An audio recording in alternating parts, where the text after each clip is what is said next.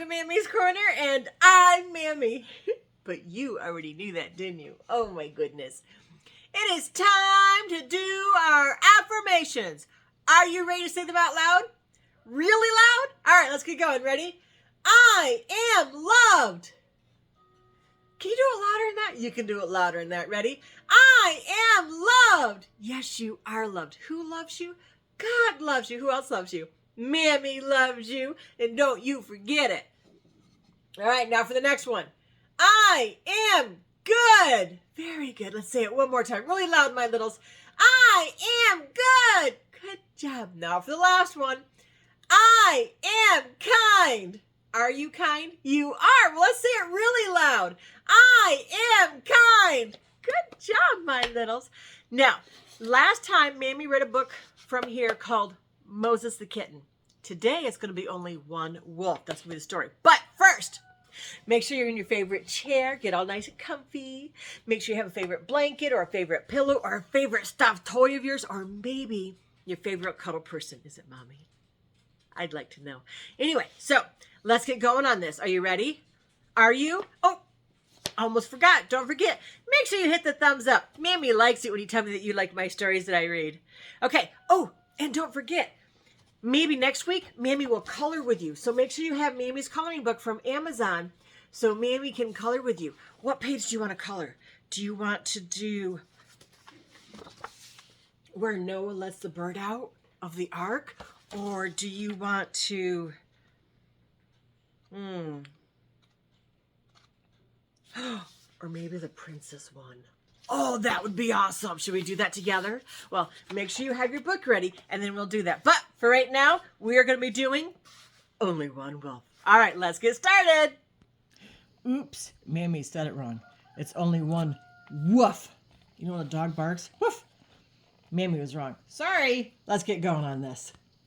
One nice thing about being a country vet is that there are so many interesting things to see when I visit the farms. One sunny day, I visited Mr. Wilkins' farm, and I laughed as I watched the two sheepdog puppies playing together in the farmyard. Those two really love each other, don't they? I said. Mr. Wilkins nodded. They are great friends. They are never apart. Ah, look. Mr. Wilkins was a busy man with many cows, pigs, and sheep to look after, but he still had time for his favorite hobby, breeding and training sheepdogs.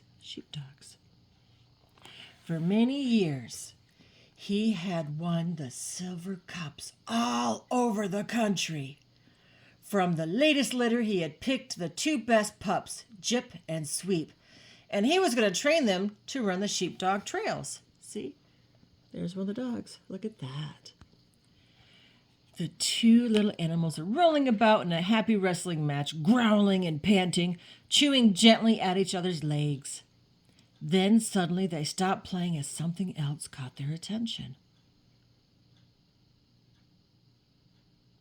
Look at that, I cried in amazement. They're behaving like grown-up dogs. The pups were beginning to round up a group of tiny ducklings, much to the annoyance of the mother duck.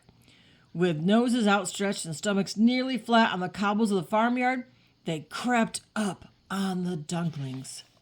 Look at the ducklings. Yes, the farmer replied. They are only 12 weeks old, but their mother and father, their grandfathers and grandmothers, and way back, as far back as I can remember, were all sheepdogs. So these little things were born wanting to round up chickens, ducks, lambs, anything they see. I don't think the mama's very happy, do you? Oh my goodness. The two doggy friends were different in appearance. Sweep was black and white, while Jip was black, white, and brown. See? But the thing he noticed most was that one of Jip's ears stuck up while the other lay flat against his head. This gave him a funny, lopsided look. In fact, he looked a little bit like a clown. Oh, my goodness. But he was friendly and tail-wagging clown. That's so silly. Oh, my goodness. There's one odd thing about Jip, Mr. Wilkins said. He's never barked at all. I looked at him in surprise. He says, "You mean never, ever?" "That's right. Not a single bark. The other dogs make a noise when strangers come to the farm, but I've never heard Jip make a sound since he was born." I shook my head. How very strange. I've never heard of such a thing. What about you, my littles? Have you ever heard of a doggy not woofing? Oh my goodness, that's not good, is it? All right, let's continue. I got in my car, and as I drove away, I noticed that while Sweep and two of the farm dogs barked their farewells loudly, Jip merely wagged his tail and looked at me in a friendly manner, his pink tongue lolling out of his open mouth. A silent dog. Huh. Why do you think that is? Why do you think that he doesn't bark? Let's find out. Some months later, just before Christmas, George Grosley, one of Mr. Wilkins' oldest friends and a very keen sheepdog trainer, came to ask if he could buy a dog as his old dog had died. Mr. Wilkins sold Sweep to him. I was a bit surprised about this because I knew that Sweep was further forward in his training than Jip and looked like turning into a real champion. But it was Jip he kept.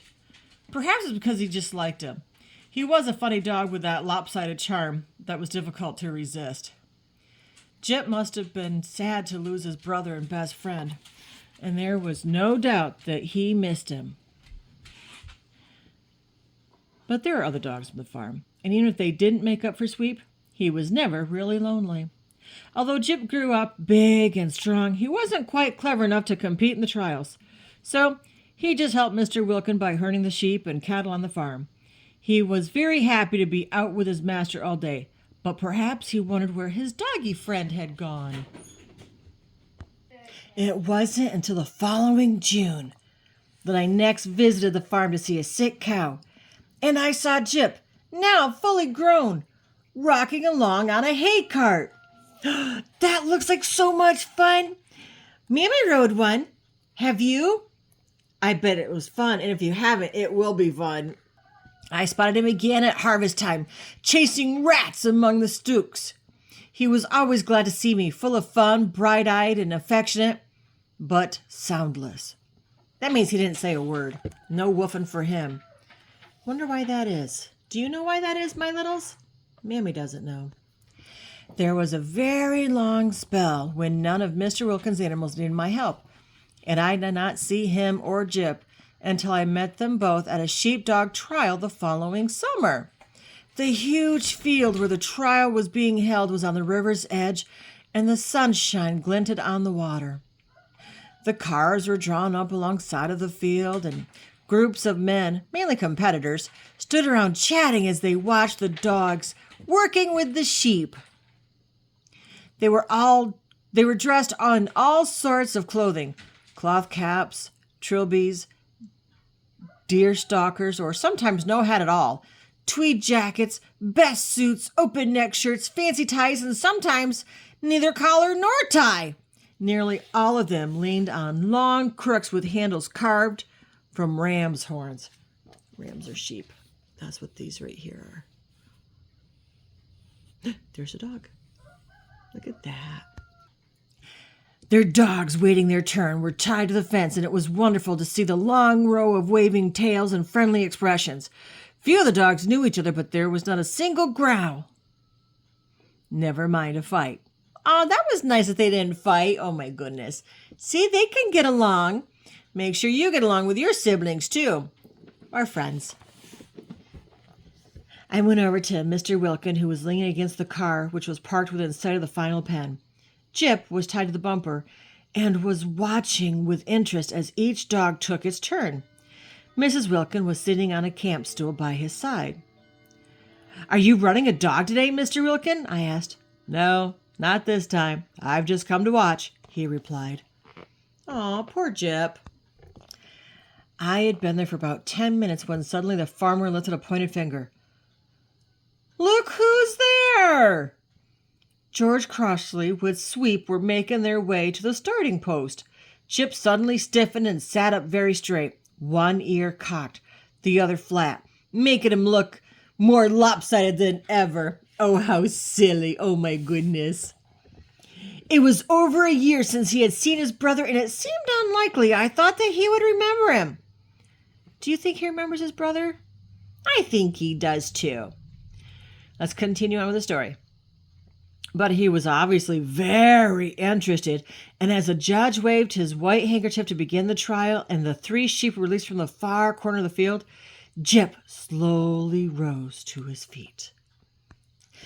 A gesture from Mr. Crosley sent Sweep racing around the edge of the field in a wide, joyous gallop, and as he neared the sheep, a whistle from Mr. Crosley made him drop down to his stomach.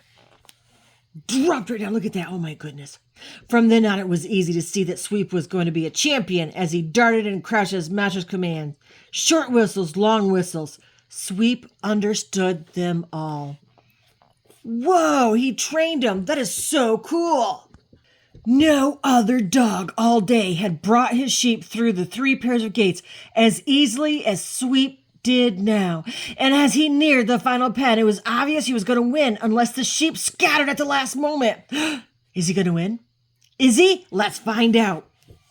George Crosley opened the gate wide and held out his crook. I could hardly hear his commands to Sweep, but his quiet words brought the dog wiggling inch by inch over the grass towards the sheep. Were they going to go bounding away and spoil everything? I held my breath. But no! After hesitating and looking around a few times, the sheep turned and entered the pen, and Mr. Crosley banged the gate shut. Boom! Just like that. Oh, my goodness. Did I scare you? As he did so, he turned to Sweep with a happy cry of, "Good lad!" And the dog answered with a quick wag of his tail. At that, Jip, who had been standing very still, watching every move intently, raised his head and gave a single loud bark, which echoed around the field. Woof! Went Jip, and we all stared at him in astonishment. Did you hear that? Gasped Mrs. Wilkin. Well, I don't believe it, her husband burst out, looking open-mouthed at his dog.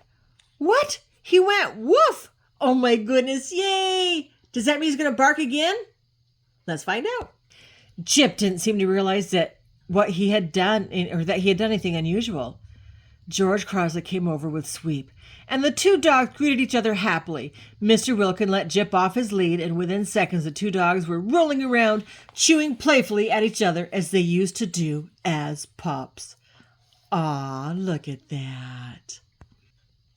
I suppose the Wilkins, as well as myself, had the feeling that this event might encourage Jip to bark like any other dog. But it was not to be. He didn't bark again? Oh, no. 6 years later, I was at the farm and went to the house to get some hot water. As Mrs. Wilkin handed me the bucket, she looked down at Jip, who was basking in the sunshine outside the kitchen door. There you are, you funny fellow, she said to the dog. I laughed. Has he ever barked since that day? Mrs. Wilkin shook her head. No, he hasn't. Not a sound. I waited a long time, but I don't think he'll ever bark. Ah, well, it's not important. But I'll never forget that afternoon at the trial, I said. Nor will I. Mrs. Wilkin looked at Jip again, and she smiled as she remembered. Poor old lad. 8 years old, and only 1 woof. The end. Wow, only 1 woof. Oh, my goodness. Wow.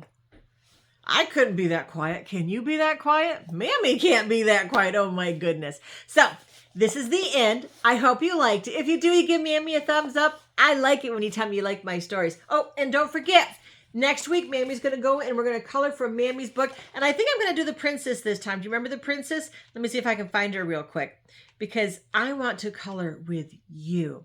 Will you sit down and color with Mammy? You know, I miss spending time with you. And we can color and we can talk about whatever it is that you want to talk about. So this is what Mammy's going to color. Do you know what story she's from? Mammy read the story. Do you remember it? That'd be awesome if you did. So let's end this now. As I end every book reading, what do I say? That's right. Who loves you? So who loves you? That's right. God loves you. Who else loves you? Mammy loves you. Shh. But Mammy loves you bestest. Until next time, my littles, be good and be kind.